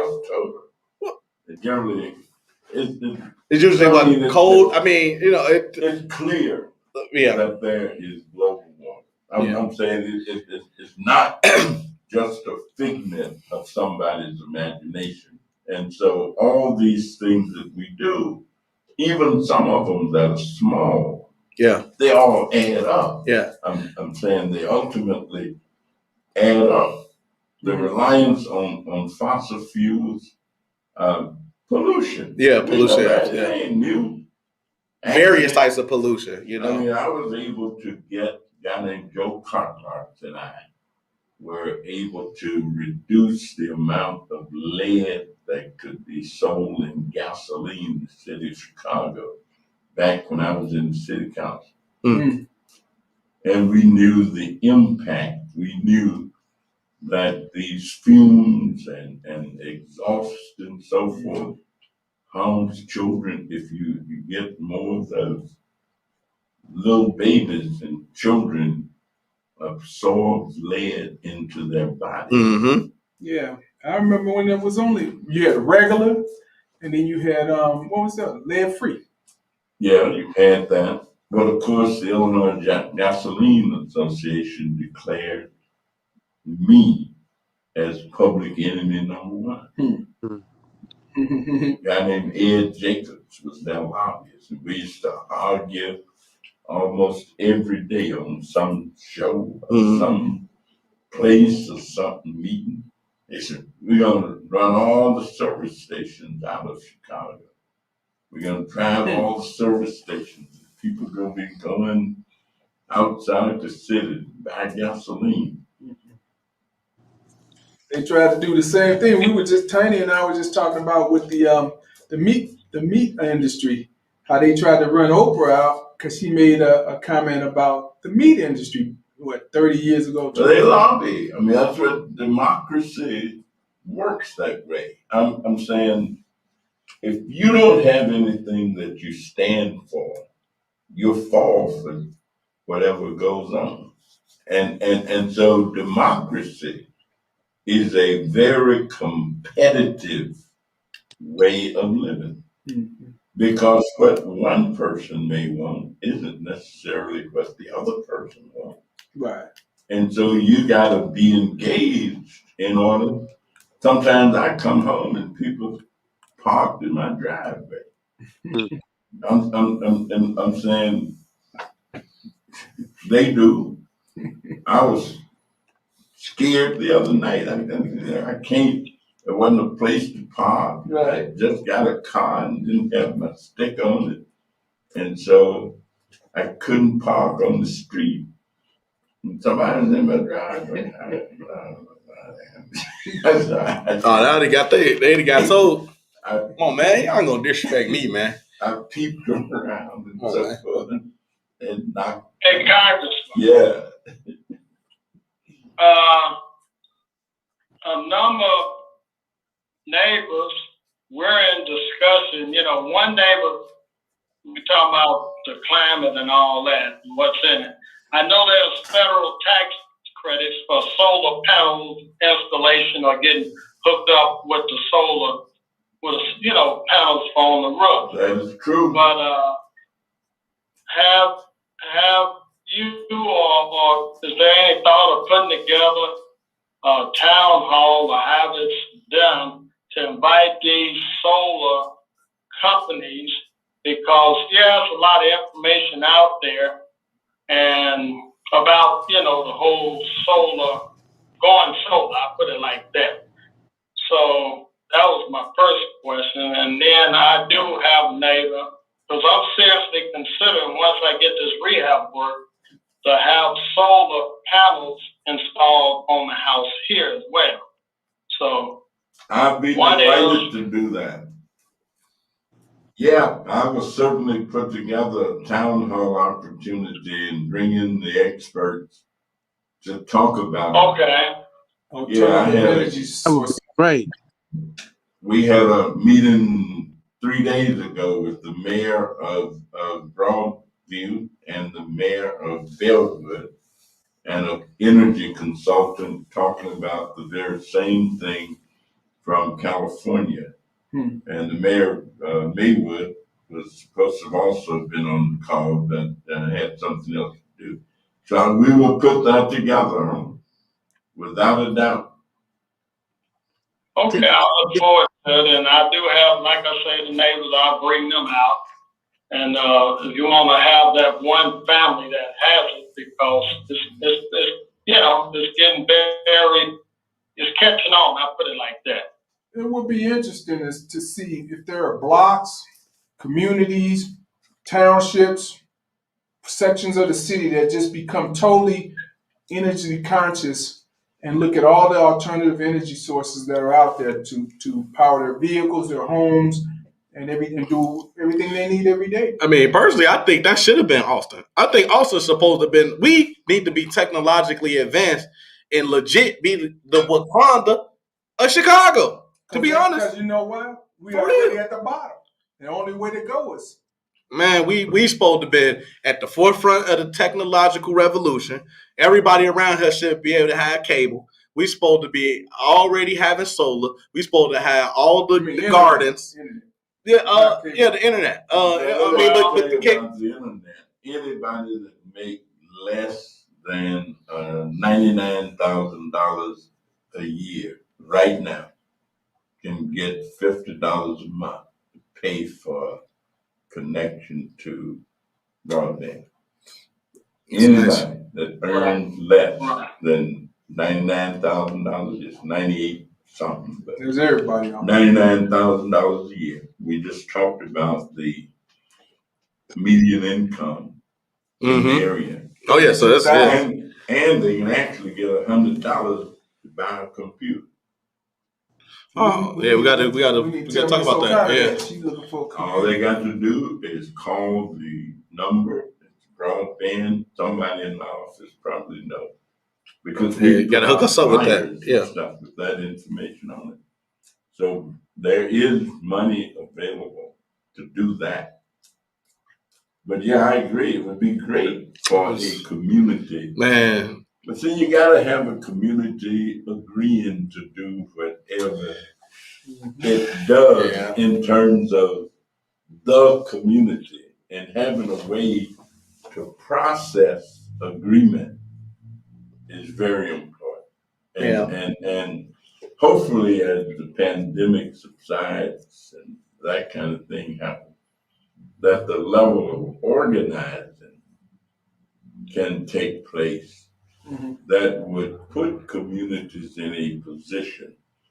In terms of communities reaching agreement, I must confess that of all the communities that I deal with, Bellwood is probably one that comes closest to being able to do that.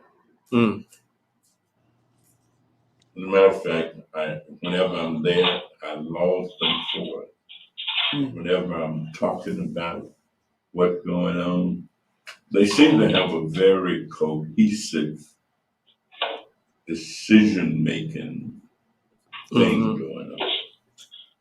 What's the population? Can I add to that? Yeah. Yeah, go ahead.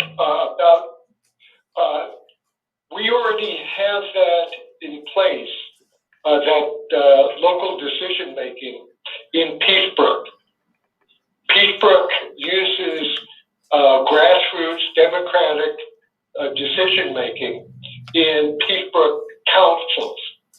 And right now we have a Peacebrook Safety Council, and we can certainly have a Peacebrook Energy Council. And in the council, whoever is in that particular meeting makes a decision. And if you weren't in that meeting and you don't like the decision, you show up at the next council meeting, voice your opinion, and the council votes again.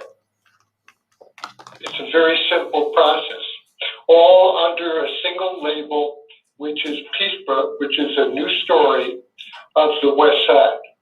Mm-hmm. That sounds good to me. I love that kind of action. Yeah, me too. Can I say something? I like to say, can we stop using plastic? Plastic lives forever. It clogs up everything. It's messing everything up. Stop using plastic. When you go to the store, ask for a paper bag. It's something small, but it's a start. Man, look, I'm gonna tell y'all what I'm gonna tell y'all. All right, that big manufacturing plant where you on Austin and you going north and you go right under the Viaduct. The old Zenith building. Zenith, that's what it is. So I'm gonna give y'all the game right here. Turn that into a hemp manufacturing factory because hemp is biodegradable. You can make anything you need to live from hemp. You can make straws, you can make bags, you can make whatever the case may be. It's all biodegradable. The hemp, just hemp, the plant, not the like the THC bearing plant, but just a hemp plant. You make that become the biodegradable, sustainable source that can create anything you would need, from clothes to bags to drinking straws to spoons and forks. So that's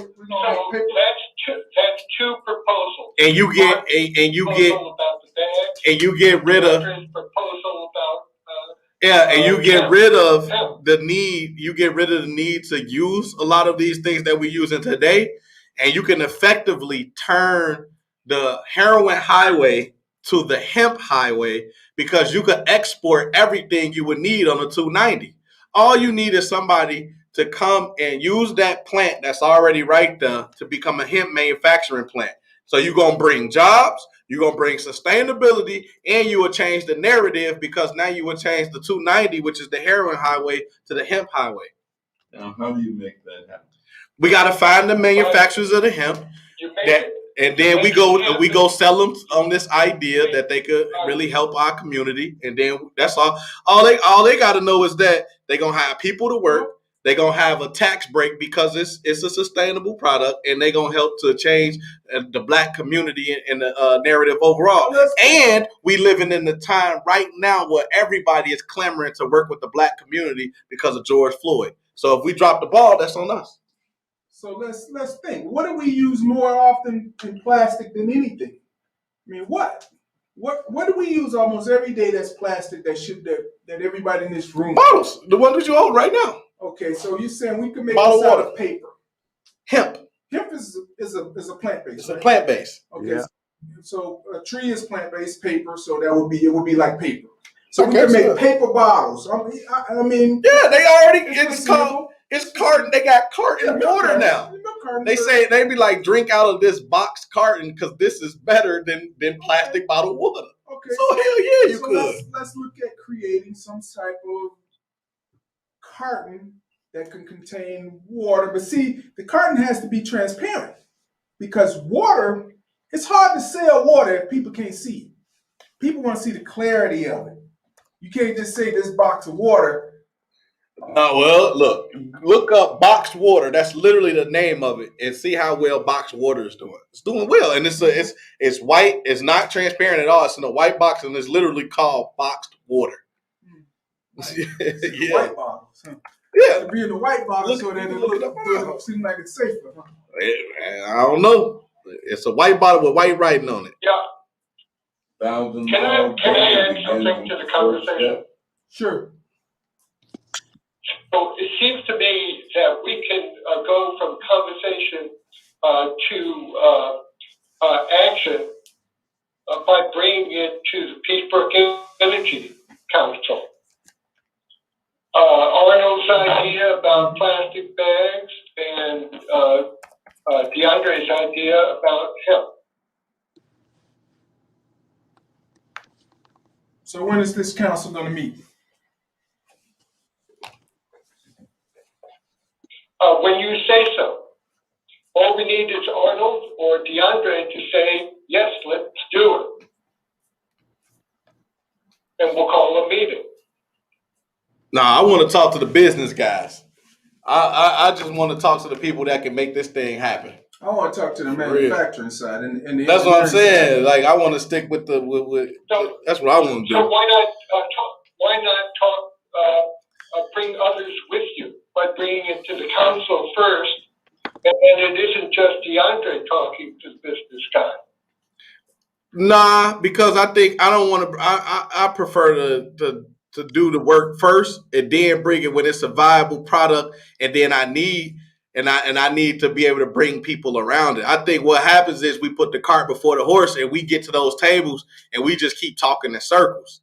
I think we don't really be having no strategic plans. We not really sitting there. Like I want to go into a war room where I'm like, this is what we going after. These are the key players. This is the y'all coming with me? Yeah, no, I bet. I'm gonna go find some other people. I don't want to just be sitting. Yeah, I don't want to sit around the table and say, oh well, let's keep coming up with ideas. What could we do? No. I want to be. You gonna come to the table, and I'm gonna give you everything that you need in order to, so you could be like, damn, you done thought this through. Yeah, I did. Now let's go. Let's execute. You coming with or not? Yeah. Well, DeAndre. Yeah. I just want to share this, and which I've been talking to Steve and Congressman. You'll hear more about it. Okay. In the next couple of days, there's going to be an anti-litter effort, which a number of organizations that's currently talking now, that'll be a collaborative effort that's going to go throughout the whole ward. I mean, you have to start somewhere, sometime. So this effort is going to be a local initiative started by Santa, but it's going to solicit the help of block clubs. And then when we kind of, I've been talking with Steve, so say maybe next Sunday, we'll kind of do a little public presentation for about 20 minutes, 30 the most, without, taking up much of the program. And so, like I said, just getting the collaboration, which will be on the north end and the middle and the south end of 29th Ward or Austin community. So, like Barry said, join in and get other people involved because, again, they have ideas, and that's all of it's good. So it's kind of, I'm just saying. So I bet I just want to start somewhere. So let me wrap that up. And it's going to be an anti-litter campaign. Let me wrap that up because now I can sum this up with what Tiny was saying in regards to trying to eliminate the issue with climate control. What is it called? Climate change. Global warming, along with what Arnold's saying about creating a litter-free Austin, and what DeAndre said, economy, man. About creating an economy out of something that we make litter out of, which are these things. I'm sure they're all over Austin, all over the place. Facts. Along with probably hamburger wrappers everywhere because everybody eating all these burgers out here. We got all these cows out here farting and creating more, biofumes. So the best thing that we can do right now is what Arnold said. Start this campaign through Peacebrook, which Barry brought up, and get a group of people together to talk about an anti-littering program in Austin. And not just talk about it, but let's get somebody to act upon it. Let's get the people from the Time Exchange and the Peacebrook group to start acting upon these things. And the best thing to do is look at it from the first part of what we can do, because part of climate change too, like Tiny said, these things ain't going nowhere. And if you burn them, they're going to even be a bigger problem. So we can kill all these at once. I like DeAndre just showed me that they got hemp bottles. They got bottles. They were clear bottles, weren't they? So DeAndre, just, if, the schedule will allow, I'll ask individuals come on and we can talk about this and, bring about a collaborative effort to, make it happen. And we want the congressman to take note So when he hears something on the federal level that can be advantageous to what we just promoted or proposed, we're going to take it to the Council of Peacebrook. We're going to get people from Peacebrook to help with this whole concept and get it done in Austin to create an anti-littering program that encompasses trying to come back and create less climate problems or better climate control. What is it? Global warming, climate change. Climate change by starting with trash that we got right in our own community, that we can make a difference by doing something positive or more beneficial with. All right. Well, real quick. So we at the 8 o'clock hour, right? And we usually wrap it up at this time. So I think you was about to speak, Arnold. So we have our guests on. We want everybody to speak their last piece, and then we're gonna wrap it up in conclusion. So Arnold, then Barry, then Tiny, Allen, and then we're gonna keep it moving from there. So go ahead, take us out. What you got? Well, locally, we're looking at a winterization program locally, which will involve how can we help ourselves providing services, like we know the upcoming winter, for snow removal and cleanups and all that. So we're looking and coming up with concrete plans on how we can help ourselves. Of course, a lot of time we depend on city services, but experience has taught us, this is a big city and that says a lot in and of itself. So we're going to try to help ourselves in that effort, raising the funds to purchase equipment and then, build models so other areas can do the same and collaborate with them as well. That's number one. And two, like I say, we're part of the effort for the anti-litter campaign, and we're also going to expand on the vegetable garden program, which we have, that we're feeding people now out of our gardens. So Congress might have to bring you some more of them collard greens and you name it. Garden food is the best. You guys for real. Much better. Tastes much better. So that's all I got. So like I say, next Sunday if the schedule allows, we'll come in and really expand on a lot of that. We actually got Austin coming together. They're going to be doing it. Go ahead, DeAndre. Well, he'll tell. Go ahead. I like turnips better. Yeah, no. So next week we got Austin coming together. They want to talk about the quality of life plan, which you're a part of, actually, Arnold. And they want to talk about some of the progress that they've had. And they're going to bring a couple individuals from the organization on and just talk about where they currently are with that. We're going to play the video. It's like 15-minute clip of some of the progress they've had, and you just have a general discussion with them. So I think that's going to kick us off. So you still have enough time to jump in. But Barry? So it seems to me that what we're doing is we're having community conversation,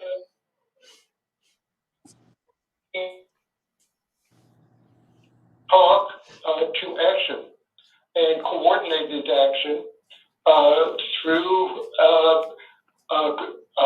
the Peacebrook, the story of Peacebrook, which is a new story of the West Side, a story that brings people together and gives hope, concrete hope, concrete and green hope. So looking forward to the next conversation and having the Peacebrook Council, Energy Council, be part of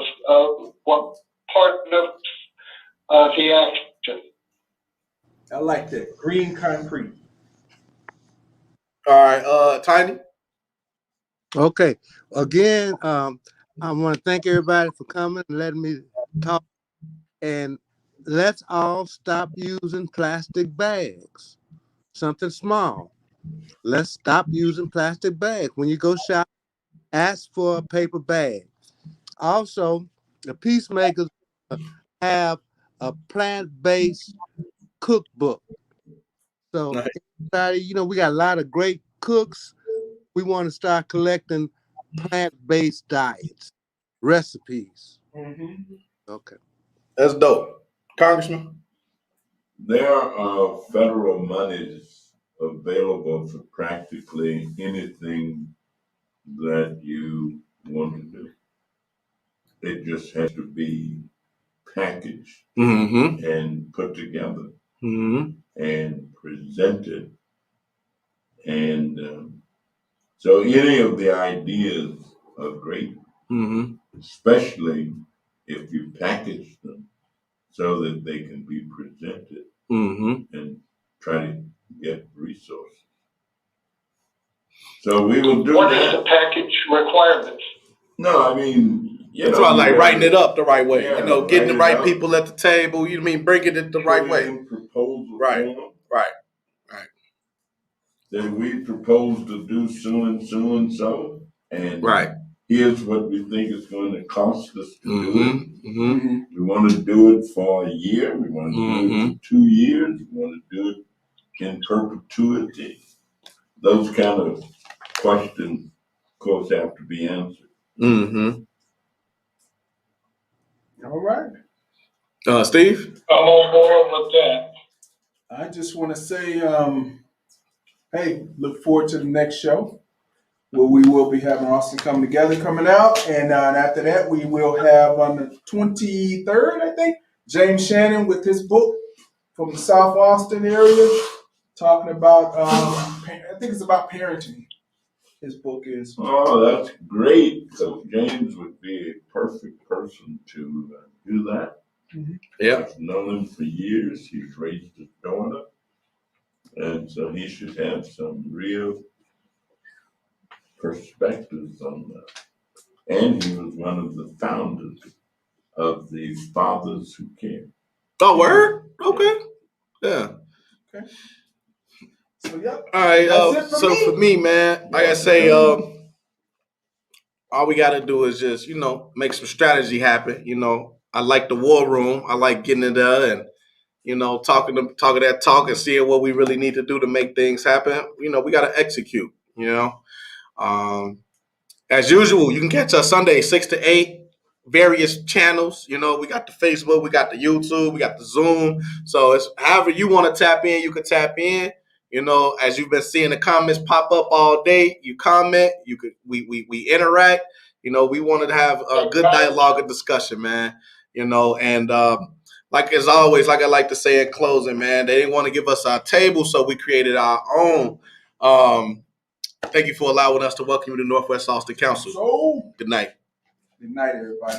Hey, Steve. God bless. Yeah, Andre.